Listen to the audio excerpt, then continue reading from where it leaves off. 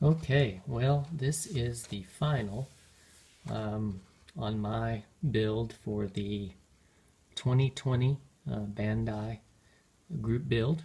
This group build was hosted by Papa Dan and by Daniel over at Munchkin Modeling Man 72. If you'll remember, I decided to build the Bandai A-Wing Starfighter. Very small kit. And so let me go ahead and take this box away. This is the kit that we built, and here is our final on this one.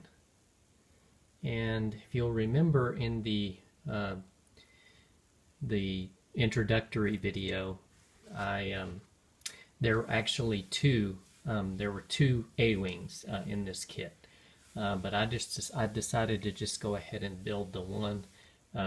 Really not going to have time, I don't think, to get to the second one.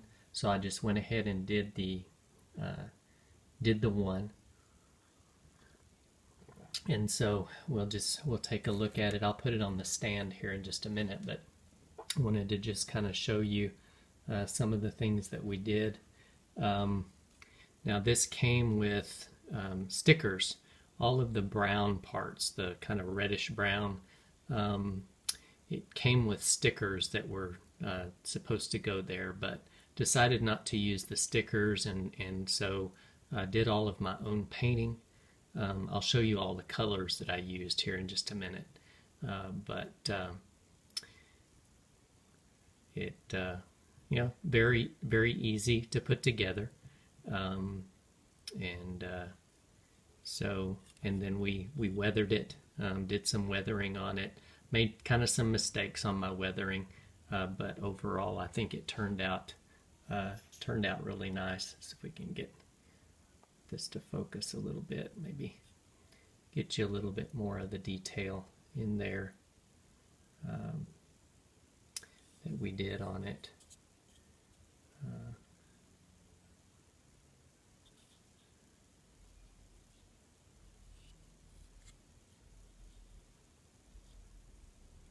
Dirtied it up a little bit, did a little bit of damage, simulated some damage there.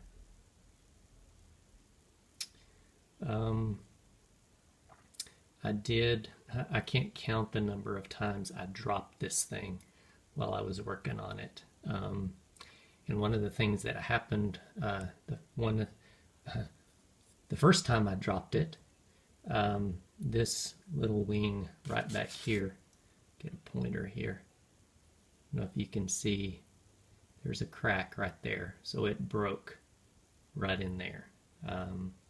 So I had to re-glue it, and then working on it a little bit yesterday, and I dropped it again, and it broke same spot again, so that's been glued twice.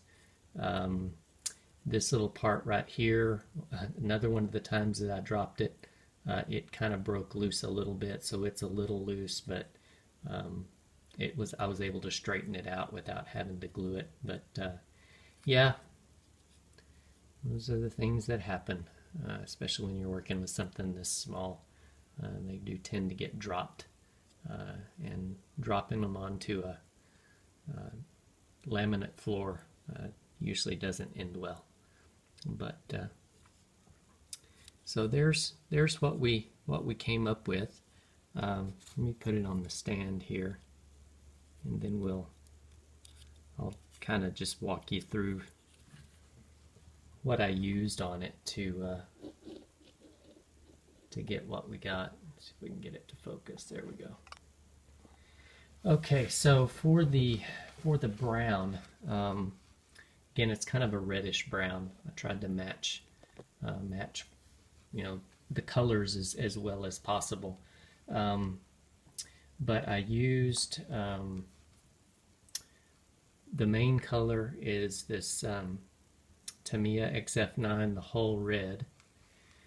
And then to that I added, I think, one drop of, this is the Vallejo Panzer Aces. This is just flesh shadows, but it kind of has a reddish brown.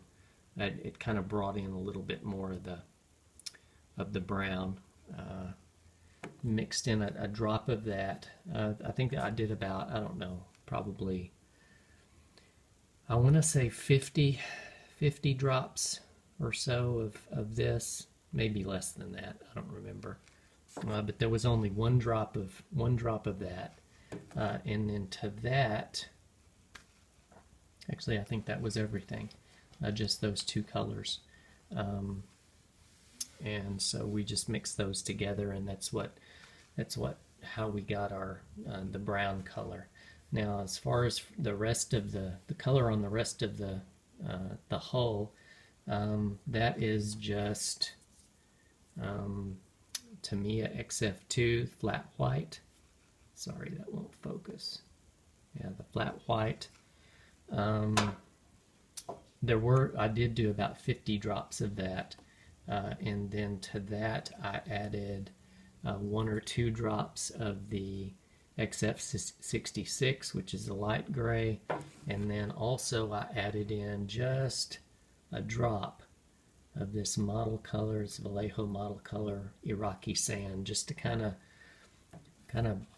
give it a little bit of a tiny bit of a yellow color, and I think it worked out pretty well.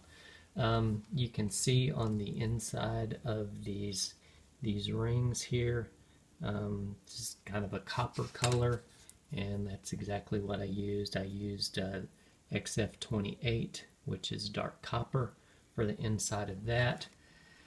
For some of the trim around the cockpit here, and just as a dry brush color to bring out some metallics on some of this, I used XF56, which is metallic gray. And then for the guns, that's just the Tamiya gunmetal, and then the whole red around the tips of the guns here. And then for my canopy, of course, these were solid plastic pieces. There weren't any clear pieces here. So for the canopy, what I did is I just brush painted it with some Tamiya semi-gloss black, and then went over it with my Ushi. This is the chrome Ushi powder, just to kind of give it a little bit of a, hopefully a little bit of a shine, to where it looks kind of like it's semi-transparent. So,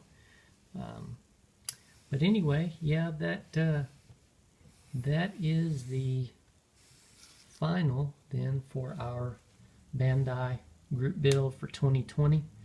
Really enjoyed this. It was a nice little, these Bandai kits are always a nice little break from the the more involved kits that have a lot of pieces that have to be glued and all of that. These just, they go together so well, and they just essentially snap together, fit together without any glue, and so they're fun. But anyway, thank you, Papa Dan. Thank you, Daniel, for hosting this group build.